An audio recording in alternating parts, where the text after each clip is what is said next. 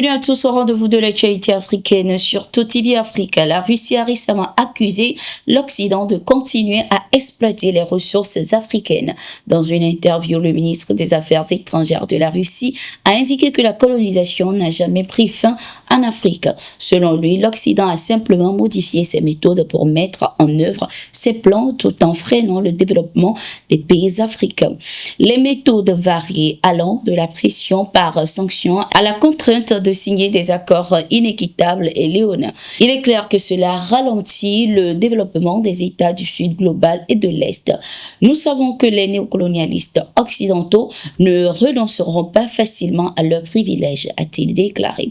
Face à cette situation, le chef de la diplomatie russe a évoqué certaines stratégies pour y faire face.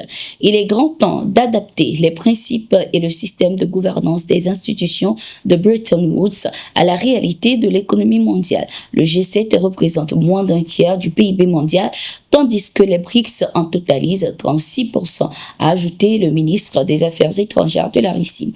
La Russie appelle ainsi à un rééquilibrage des structures économiques mondiales afin de mieux refléter les nouvelles réalités.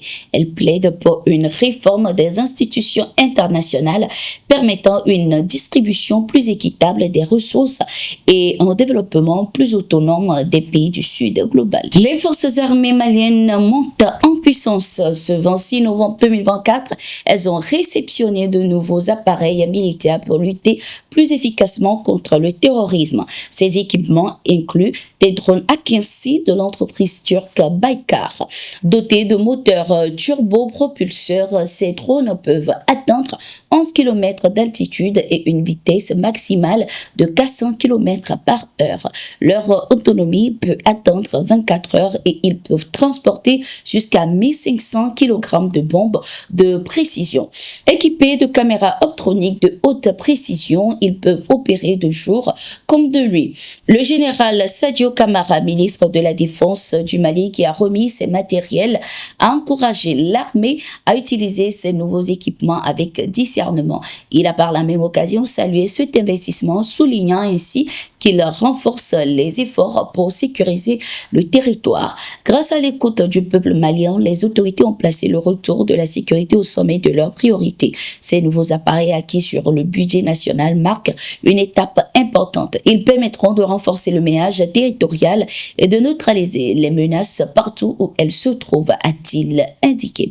Depuis l'arrivée du général Assimi Goïta au pouvoir, l'armée malienne poursuit sa modernisation avec l'acquisition de matériel militaire grâce à des partenariats notamment avec la Russie et la Turquie. La Côte d'Ivoire a démantelé un réseau djihadiste il y a quelques mois, une information révélée cette semaine. Selon les sources militaires, cette opération a été menée avec l'aide des services de renseignement américains et français.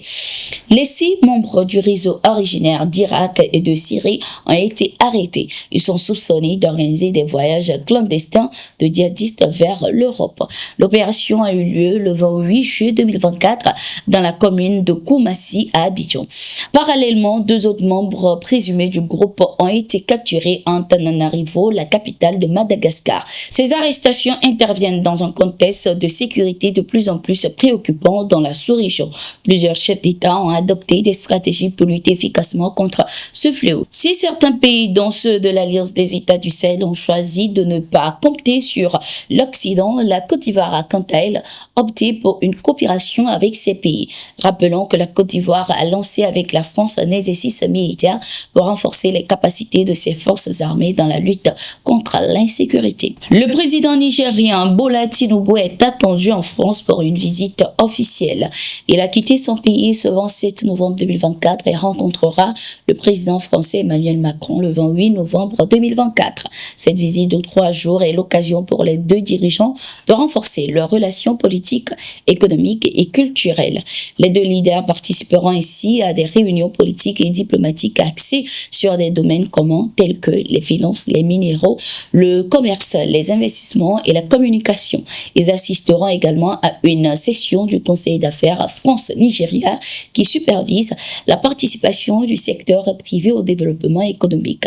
La visite de Bola Tinubu se fait à l'invitation d'Emmanuel Macron, son homologue français. Au Mali, ce 25 novembre 2024, plusieurs assaillants ont été neutralisés par l'armée après avoir tenté d'attaquer le poste de sécurité de Sandaré dans la région de Kaessa. Grâce à la vigilance et la réactivité de l'armée, plusieurs de ces terroristes ont été tués.